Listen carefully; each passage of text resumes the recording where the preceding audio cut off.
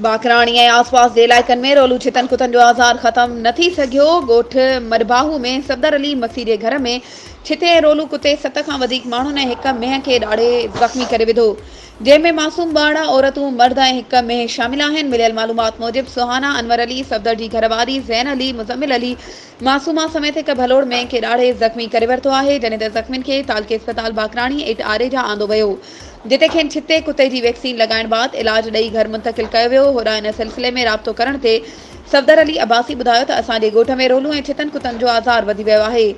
अॼु असांजे घर में रोलू छिते कुते 7 खां वधीक घर भातियुनि ऐं हिक भलोड़ मेंह खे रतोरत करे छॾियो आहे। अफ़सोस आहे जो इंतज़ामिया जे कन ते जूए बि नथी चुरे। इन मौक़े ते हुननि DC लाड़काणो, AC बाकराणी ऐं ॿियनि वसवारनि खां मुतालबो कयो त ख़ैर मोहम्मद आरेजा ऐं आसपास में कुता मुहिम हलाए शहरनि ऐं ॻोठाणनि मां ख़ौफ़ ऐं बेचैनी ख़त्म कई वञे। वधीक ख़बरुनि ऐं अपडेट्स जे लाइ असांजे चैनल खे सब्सक्राइब कयो ऐं हा, बेल आइकन खे प्रेस करणु न विसारिजो त जीअं असांजी हर नई अचण वारी वीडियो तव्हां ताईं पहुचे।